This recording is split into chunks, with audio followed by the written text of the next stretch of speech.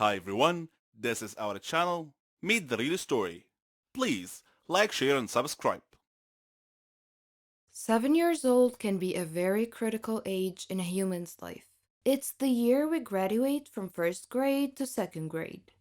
It also may be the year when you first participate in a sport that will shape your future. But for me, it was the age when my parents decided they wanted to lead separate lives. I grew up like any average girl, attended a good preschool, participated in sports, and had good friends. My parents, as I recall, were always in a good mood with each other and shared the joy of raising their daughter together. I have few memories of the bad times my parents had argued. The worst memory I recall is lying in my bed one night when I was 7 years old and having my parents come into my room and my father saying, "Tanya, your mother and I are getting a divorce." My immediate reaction was a natural instinct for a young child, which was to blame myself. I often had more than one birthday party as a kid. This sounds cool, but it wasn't all it was cracked up to be. I'm a child of divorce. My childhood wasn't mine, it belonged to my parents. I lost myself in every effort to appease each side of my family. Shuffling alone between two separate lives meant that I was on the fringe of each family, never an insider. The people I loved most were never in the same room together, and many of them barely even knew each other existed. I missed out on events and celebrations because I would have to spend time with my other family. Children of divorce learn to cope with these struggles and instability by the age of 10. I no longer wanted to deal with it. I didn't want to live in two different homes with two different bedrooms, different clothes, different toys, different friends, and even different rules. I was a 10-year-old caught between a rock and a hard place. So one day I told my dad that I didn't want to visit anymore. It was a courageous and ignorant act, to be honest. We will never know if it was the right decision or not. But at the time, neither one of my parents possessed the emotional stability it would have taken to unearth a more positive solution. And so that was the way things went. The power struggle that had lain dormant between my parents erupted again, and this time it was directed at me. This time I was responsible for the discord. In one house, I was blamed, in the other, I was a victim.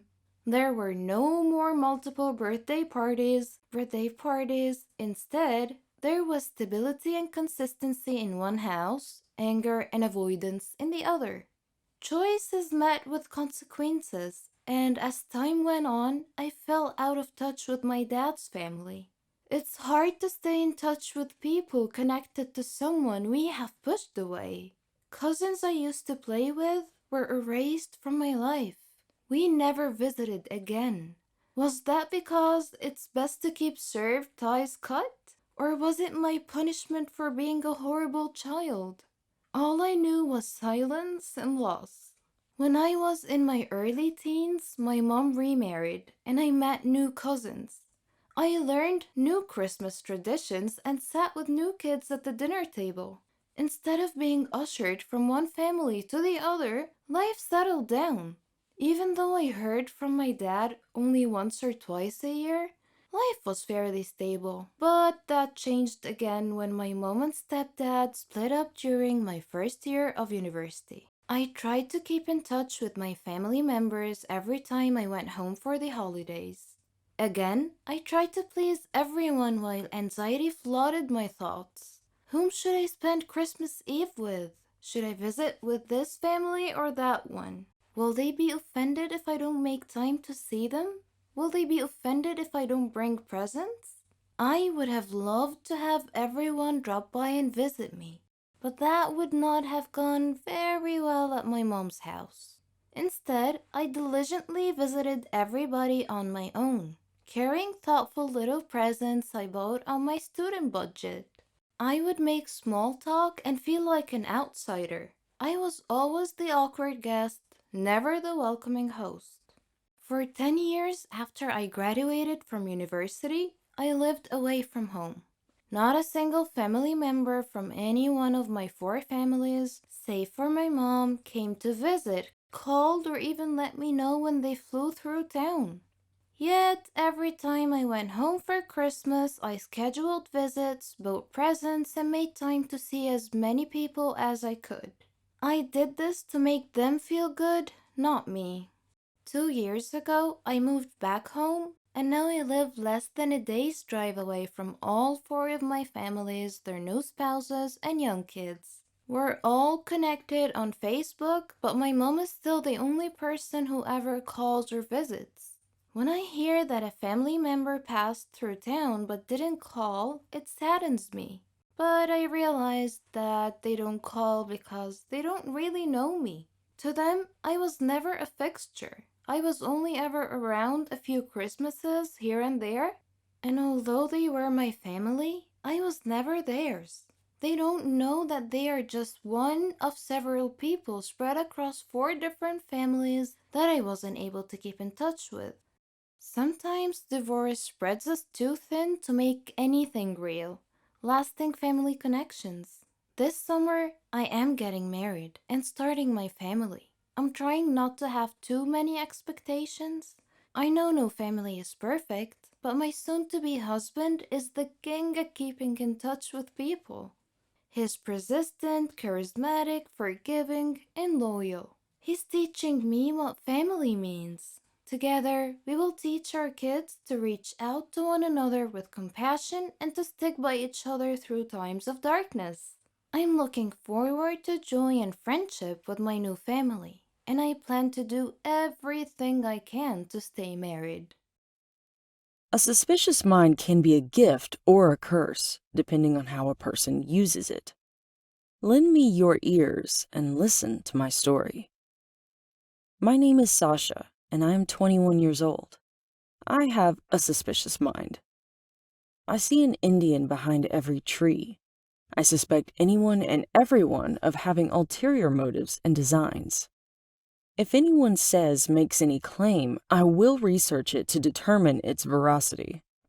If anyone looks at me, my mind goes through 10 different scenarios of what scheme that person is plotting to take advantage of me. I trust no one. So as you might imagine, I don't have many friends, and I've never had a boyfriend.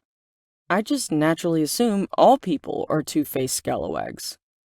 So without further ado, I will tell you that one day I was dumbfounded when I realized that I was falling in love with my neighbor Brandon.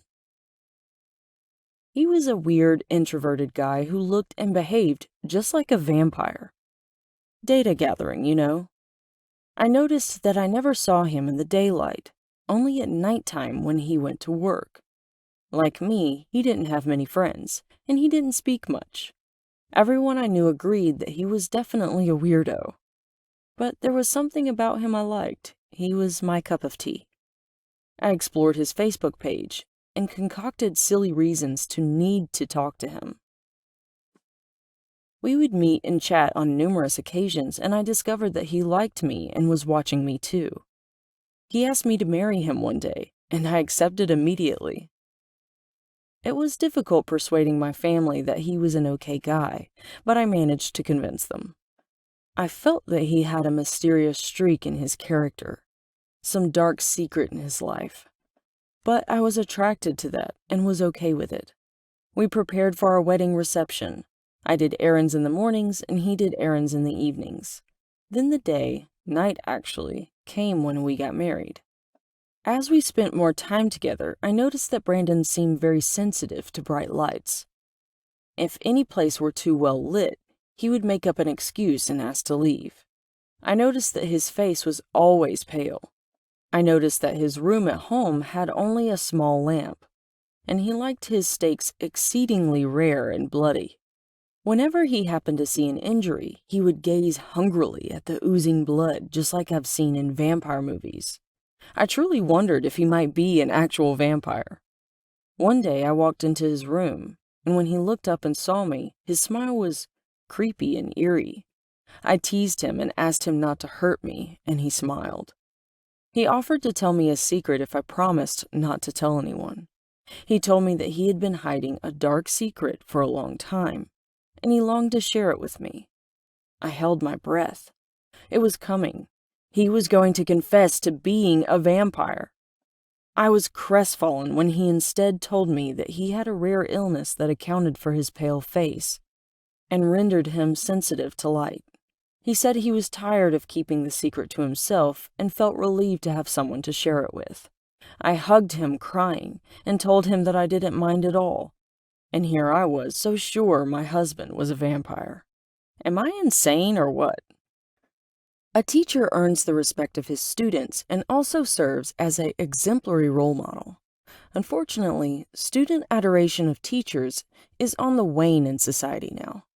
Students owe teachers some degree of loyalty for contributing to their success in life. But what if you discovered that your teacher was on the run from the law? How would you feel? Would you want to know? Lend an ear to my story. I am Erica, and I am 17 years old. I live with my parents and my sister Felicia.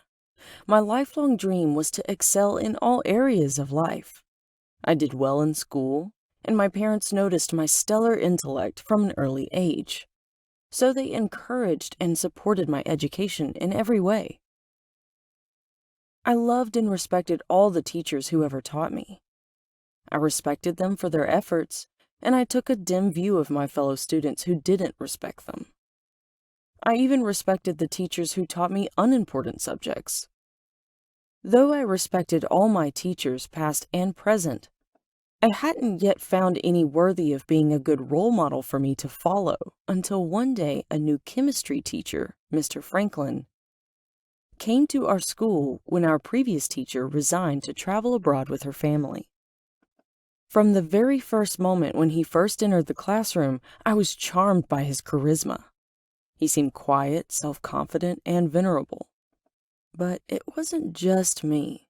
All the students were impressed by his presence. His explanations were much clearer than our previous teachers. With every passing day, I loved him more and more. I had chosen a good role model. I was amazed by his resume qualifications and his erudition and experience.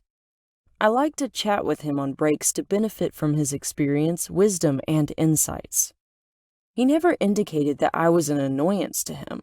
Instead, he welcomed all my questions openly and cheerfully and shared his knowledge freely. I didn't want to let him down, so I studied very hard. He was so worldly and street smart that we nicknamed him the Thug because he seemed to know exactly how the world operated and how to get around obstacles. We figured he was either an alien from space or a thug wanted by the law.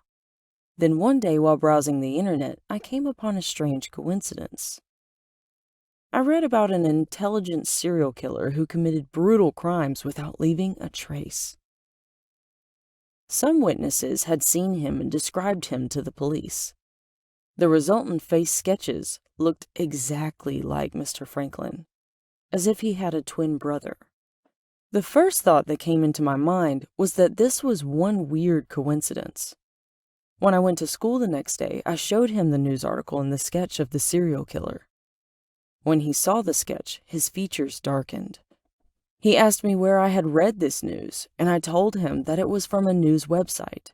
He agreed that the similarity between him and the sketch was uncanny, but he seemed unconcerned, disinterested even. I was wondering if Mr. Franklin were to be the killer, what his motivation for killing might be. The next few days strengthened my suspicions when I heard about a murder in our neighborhood, which coincided with a time when Mr. Franklin was not at school. When he subsequently returned to school, he looked worried and nervous. If he were the killer, why would he risk coming back to school? I then began to consider that he might be planning to kill me because I knew his dirty little secret. I had trouble for sleeping for the next few days. Then one day after visiting one of my friends, I was walking home when I sensed that someone was following me. I began walking more quickly, and the footsteps sped up proportionately. Suddenly, I felt a touch on my shoulder. I spun around to see Mr. Franklin. He gestured for me not to speak. I nodded okay. He then told me that he has a brother named Rodriguez, who was actually the serial killer that I had shown him in the news article. He said his brother followed him everywhere to torment him and cause trouble for him. He told me that he had to leave the city, and I was very sad to hear that. He hoped that we would meet again someday. After his disappearance from school, my mind was full of questions. Was he telling the truth? Was he truly innocent? I hope I find out the answers to my questions someday.